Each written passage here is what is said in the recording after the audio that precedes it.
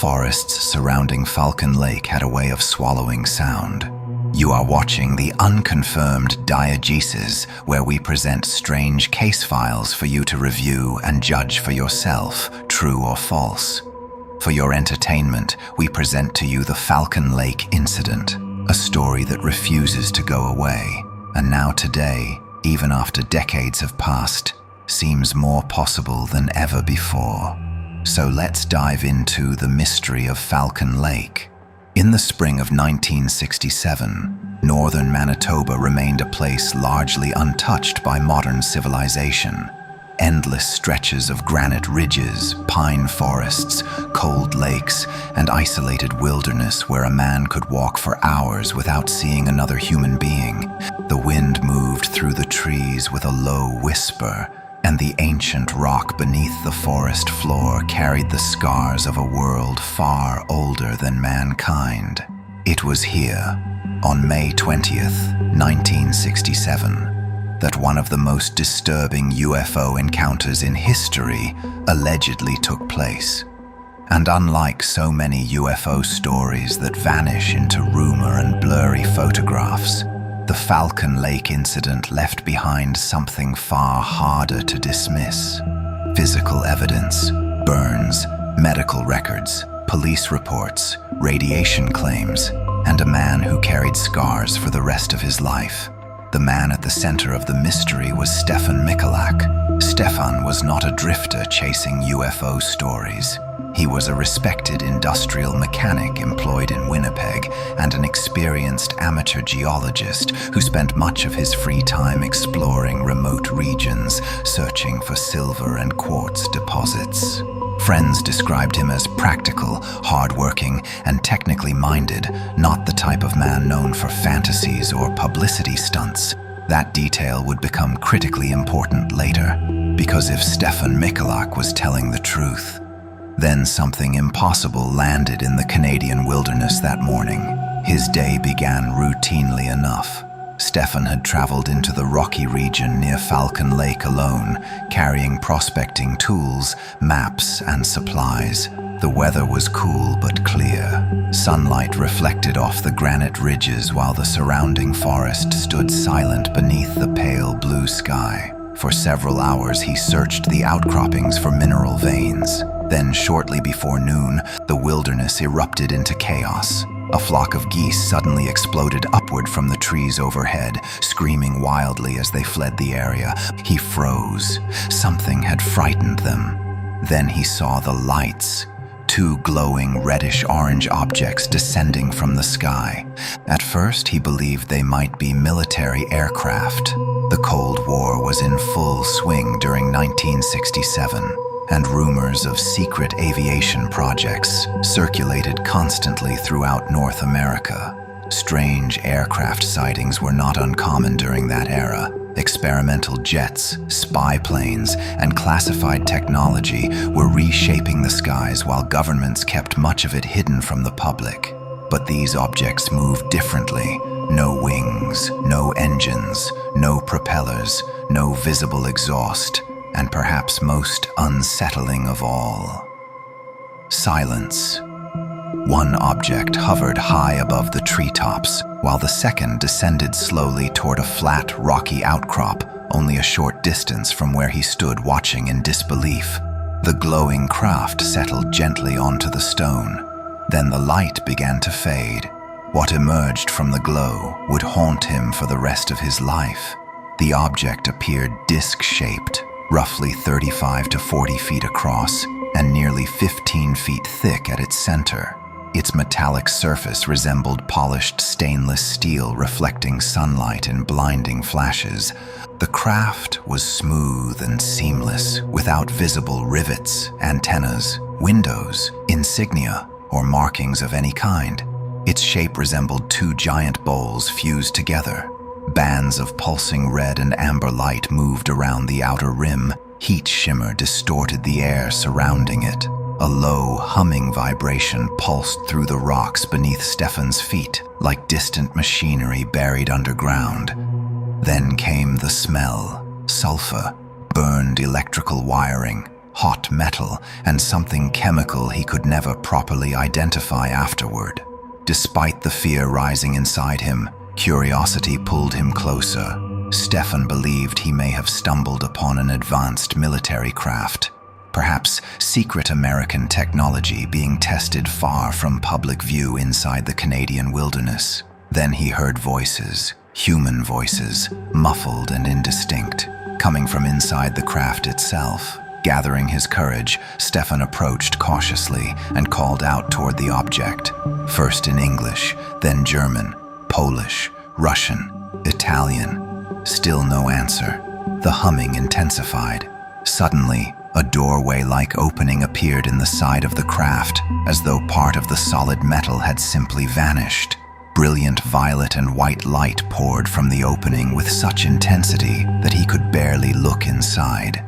He later claimed he could see illuminated panels and shifting lights deep within the object, but no visible occupants. The interior seemed strangely alive, as though the walls themselves radiated energy. Believing whoever operated the craft may need assistance, or perhaps unaware he was nearby, Stefan moved closer. Then he reached out and touched the exterior surface. The instant his gloved hand made contact, pain exploded through his arm. The metal was scorching hot, so hot it burned directly through the glove. Before he could react, the opening sealed shut instantly. The metallic surface became smooth again, as if no doorway had ever existed. Then the craft began rotating, slowly at first, counterclockwise.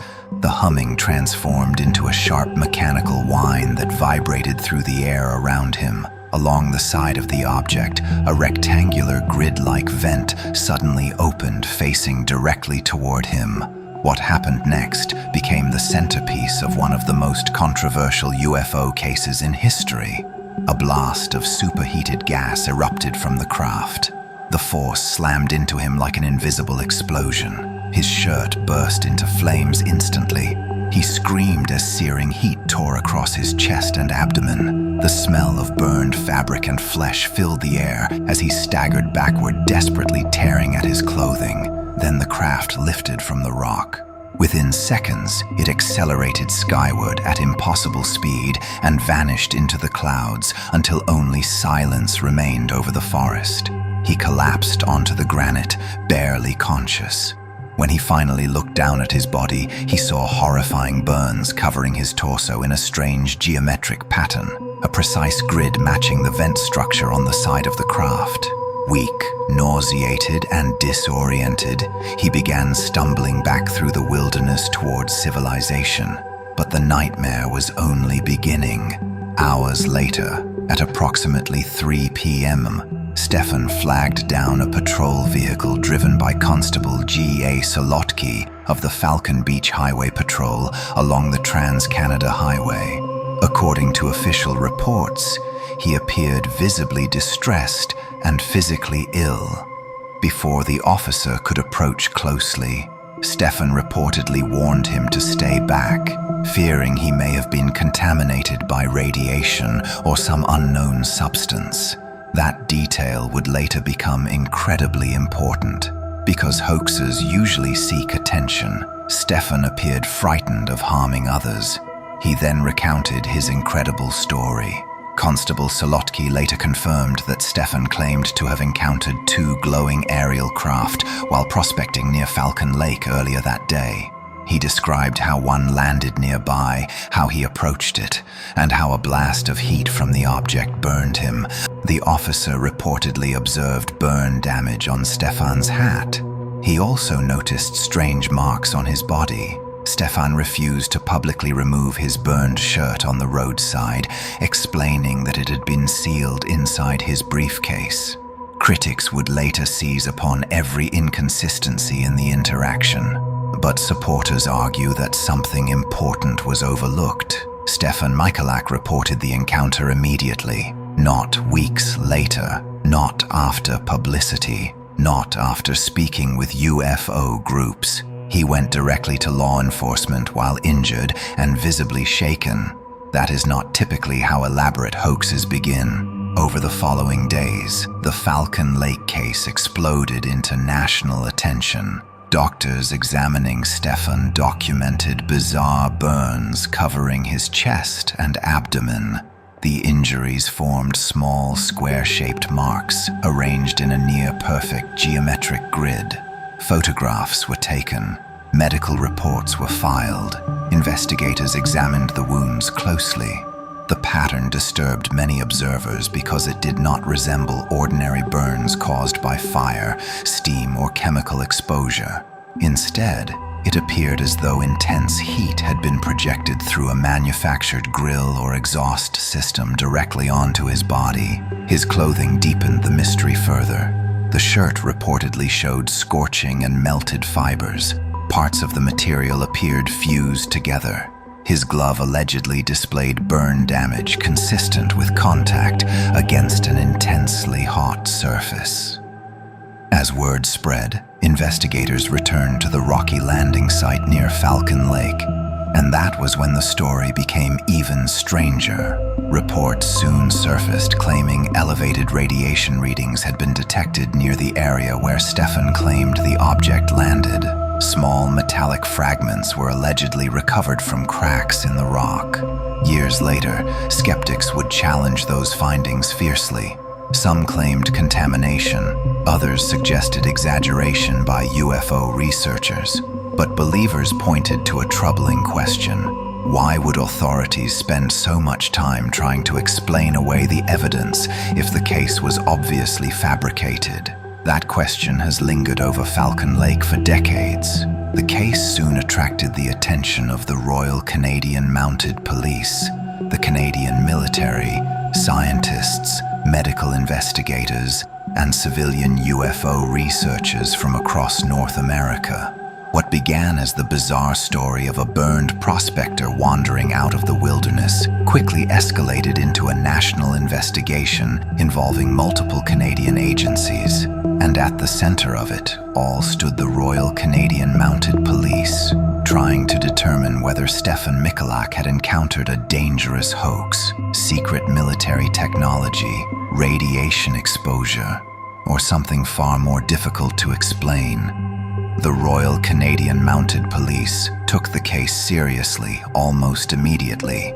This was not treated as a simple UFO sighting report filed away and forgotten. Officers conducted formal interviews with Stefan, documenting his account in detailed reports shortly after the incident while the events were still fresh in his mind. Investigators carefully questioned him about the appearance of the craft, the sounds it made, the physical injuries he sustained, and the exact sequence of events near Falcon Lake. What concerned authorities most was not simply the UFO claim itself. It was the physical evidence. Stefan was visibly injured, his clothing showed signs of burning, and he appeared genuinely ill. Royal Canadian Mounted Police officers reportedly examined the burned hat and damaged clothing he claimed he wore during the encounter. Investigators also documented the strange grid-like burns covering his torso. Injuries unlike ordinary fire burns typically encountered in accident investigations. The possibility of radiation exposure deeply alarmed authorities. After all, this was 1967, the height of the Cold War. Governments across North America were extremely sensitive to anything involving unexplained radiation, aerial intrusions, or possible experimental technology. Unknown flying objects appearing over remote wilderness areas could not simply be ignored. Officials had to consider every possibility, including secret Soviet aircraft, classified military testing, nuclear contamination, or advanced aviation projects hidden from public knowledge. As the investigation expanded, Royal Canadian Mounted Police officers traveled to the alleged landing site near Falcon Lake itself.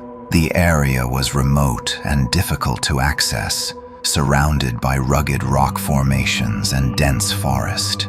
Investigators searched the rocky clearing where Stefan claimed the object had landed, looking for physical traces that might either support or disprove his story.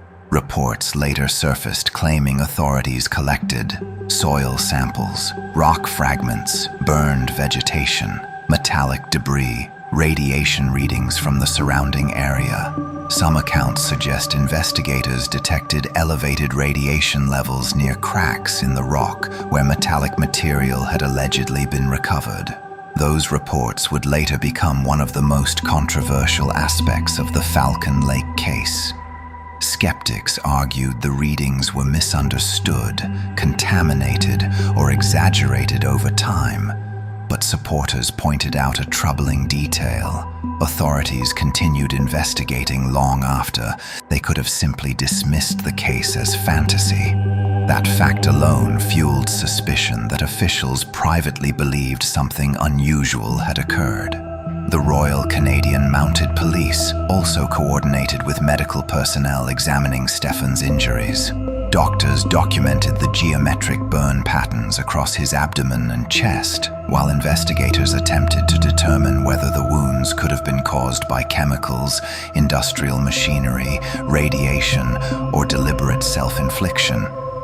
But no explanation cleanly fit all the evidence. And that became the central problem haunting the investigation. If Stefan fabricated the encounter, he somehow produced unusual physical injuries, burned and melted clothing, consistent witness statements, immediate police reporting, long-term illness symptoms, alleged environmental anomalies at the landing site. The deeper investigators looked, the more difficult the case became to dismiss completely. At the same time, pressure mounted to find flaws in Stefan's story. Some investigators appeared increasingly skeptical as media attention exploded across Canada and the United States. UFO stories during the 1960s created enormous public fascination, but they also created fear, especially during an era dominated by nuclear anxiety and Cold War secrecy. Behind closed doors, authorities likely understood the dangerous implications if Stefan's account were genuine. Because if a silent disc-shaped craft capable of extreme acceleration, heat projection, and possible radiation exposure had truly landed in the Canadian wilderness, then either a foreign power possessed unimaginable technology, Western governments were secretly testing advanced aircraft, or humanity was confronting something not human at all. Any of those possibilities would have been deeply unsettling in 1967. As years passed, the Falcon Lake files continued growing. Government correspondence, police memoranda, medical reports, scientific analyses, civilian UFO investigations. The Royal Canadian Mounted Police involvement ultimately helped make Falcon Lake one of the most documented UFO cases in Canadian history. And despite decades of scrutiny, investigations, and attempts to explain the encounter away, no final conclusion ever fully satisfied everyone involved, which may be why the Falcon Lake incident still remains so unsettling today. Because even after all the investigations, all the skepticism, and all the official attention, the Canadian government never definitively proved Stefan Michalak was lying. Over time, the Falcon Lake incident evolved from a strange local encounter into an internationally discussed UFO case studied by skeptics, scientists, journalists, military analysts, and believers alike. What made the incident so difficult to dismiss was not merely the sighting itself. It was the sheer amount of documentation surrounding it. Unlike many UFO reports involving distant lights in the sky, Falcon Lake left behind a paper trail of investigations, physical injuries, official interviews, and alleged environmental evidence that continued to fuel debate for decades. And yet, no explanation ever fully satisfied investigators. To believers, Falcon Lake became one of the strongest UFO encounters ever recorded because it involved physical evidence, documented injuries, and a witness many considered reliable and sincere. But skeptics saw something else entirely.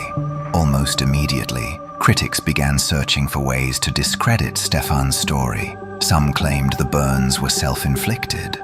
Others suggested alcohol poisoning, hallucinations, or exposure to industrial chemicals. A few proposed the entire incident had been fabricated for publicity or financial gain, despite the fact that Stefan largely avoided fame and appeared deeply uncomfortable with the attention the case brought him.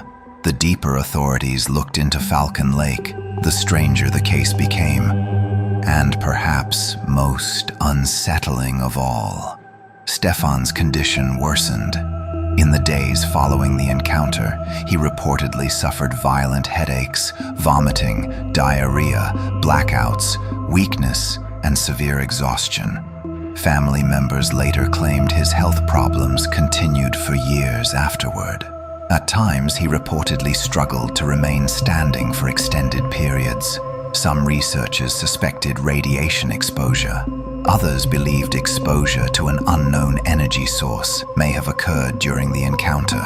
Skeptics fought back aggressively against those conclusions, and this is where the Falcon Lake case takes an especially fascinating turn, because over time, it began to seem as though some investigators were not merely skeptical. They appeared determined to destroy Stefan's credibility entirely. Critics dissected every aspect of his story, searching for inconsistencies. Some claimed the burns were self-inflicted. Others suggested alcohol poisoning, hallucinations, chemical contamination from prospecting materials. One theory proposed Stefan accidentally burned himself using industrial equipment or exhaust systems, and later invented the UFO story to hide the accident. Another claimed the entire event was fabricated for fame and money, but supporters quickly pointed out serious problems with those accusations. First, Stefan did not behave like someone seeking fame. Friends and family repeatedly stated he disliked publicity and became deeply uncomfortable with the media attention surrounding the case. He reportedly grew frustrated with investigators, journalists, and UFO enthusiasts constantly demanding interviews. Second, skeptics never successfully reproduced the unusual burn pattern found on his body. The geometric grid remained difficult to explain naturally. Third, authorities themselves appeared uncertain. If Falcon Lake were obviously a hoax, why involve multiple agencies? Why collect soil samples? Why conduct radiation testing? Why create official government files? Why continue investigating for years? To believers, those questions suggested something important. Authorities may not have known what Stefan encountered, but they suspected it was real. And if it was real, the implications were terrifying, because the object he described demonstrated capabilities far beyond known aircraft technology in 1967. Silent flight, instant acceleration, extreme heat projection, possible radiation effects, seamless metallic construction. To some researchers, Falcon Lake sounded less like fantasy and more like a close encounter with advanced technology decades, perhaps centuries, beyond human capability. Others suspected something equally disturbing, that the craft may not have been extraterrestrial at all. Some theorists believed Stefan could have witnessed secret Cold War technology jointly developed or tested beyond public knowledge. During the 1960s, governments routinely concealed advanced aviation projects behind layers of secrecy. Could Falcon Lake have involved experimental propulsion systems, directed energy weapons, radiation-based technology? If so, authorities would have enormous motivation to discredit the witness publicly while quietly studying the evidence behind closed doors. And that possibility may explain why skeptics worked so aggressively to dismantle Stefan's story. Because if even part of his account were true, then someone possessed technology capable of rewriting everything humanity understood about flight and energy. Decades later, the Falcon Lake incident remains one of the most documented UFO encounters in history. Unlike blurry lights captured briefly in the night sky, this case produced physical injuries, official investigations, medical records, witness testimony, and environmental evidence that continue to fuel debate to this day. And through it all, one unsettling fact remains unchanged. Stefan Michalak never changed the core of his story, not under media scrutiny, not under police questioning, not while facing skeptics accusing him of fraud. He maintained until his death that something landed beside him in the Manitoba wilderness on May 20th, 1967. Something metallic, something powerful, something capable of burning a man without touching him. Whether Falcon Lake was evidence of extraterrestrial visitation, secret Cold War technology, or an encounter with something humanity still cannot explain. One question still echoes through the forests of Manitoba. What blasted Stefan Michalak beside Falcon Lake that morning? And why did so many people seem desperate to prove he never saw it at all? Many believed war paranoia had influenced his perceptions. Fear of secret military technology and nuclear experimentation was everywhere. To them, Falcon Lake represented a frightened man misinterpreting an unusual but earthly event. Then there were those who suspected something even simpler. Authorities wanted the story dismissed before it triggered widespread panic. Because if Stefan truly encountered a craft capable of silent flight, extreme heat projection, radiation exposure, and instantaneous acceleration, then the implications were terrifying. Either humanity possessed technology decades beyond public knowledge, or perhaps something not human had landed in the forests of Manitoba that morning. And whatever blasted Stefan Michalak beside Falcon Lake in 1967 has never been identified. Whether his story was evidence of an elaborate misunderstanding, Cold War paranoia, or a genuine encounter with an unknown craft remains one of the greatest mysteries in Canadian UFO history. Thank you for watching the Unconfirmed Diegesis, and now it is time for you to decide, true or false, if you have enjoyed this retelling of the Falcon Lake incident. Don't forget to like and subscribe so you don't miss the next time we explore the Unconfirmed.